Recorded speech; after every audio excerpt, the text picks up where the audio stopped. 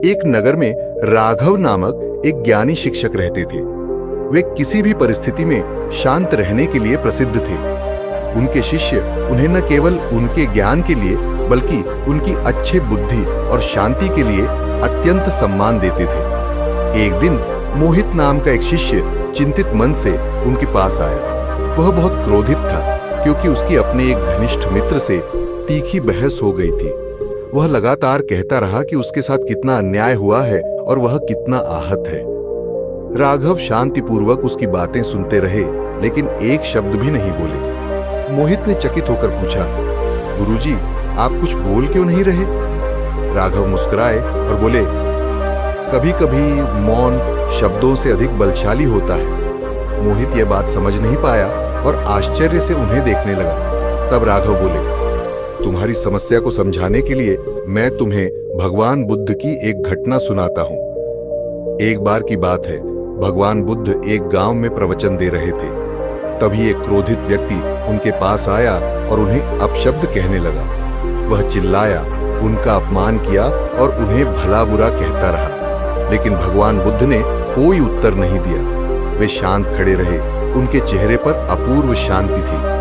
जब वह व्यक्ति थक गया और चला गया, तब एक शिष्य ने बुद्ध से पूछा, भगवान, आपने उसका अपमान क्यों नहीं किया?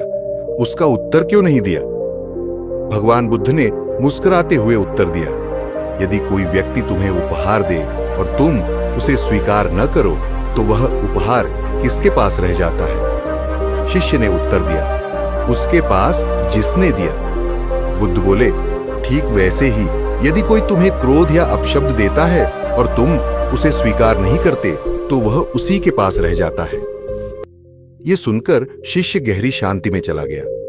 यही है मौन की असली शक्ति। राघव ने मोहित की ओर देखते हुए कहा, यदि तुम भी अपने मित्र की बातों का उत्तर क्रोध में न देकर मौन रह जाते तो बात वहीं समाप्त हो जाती। मौन केवल प्रतिक्रिया न देना नहीं है, बल्कि यह भीतर की शक्ति और समझदारी का प्रतीक है। मोहित ने यह कहानी ध्यान से सुनी और गहराई से समझा। अब उसे झांक हो चुका था कि मौन कोई कमजोरी नहीं, बल्कि एक महान बल है। राघव ने अंत में कहा, मौन हमें केवल क्रोध से नहीं बचाता, बल्कि यह दूसरों को समझने, गहराई से सुनने और आत्मचिंतन का अवसर भी देता है। यही सच्ची बुद्धिमत्ता है, जिसे भगवान बुद्ध ने भी अपने जीवन से सिद्ध किया।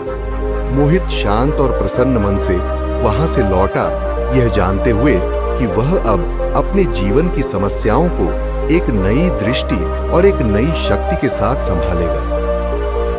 क्या आपने कभी मौन से कोई समस्या सुलझाई है? नीचे कमेंट करें।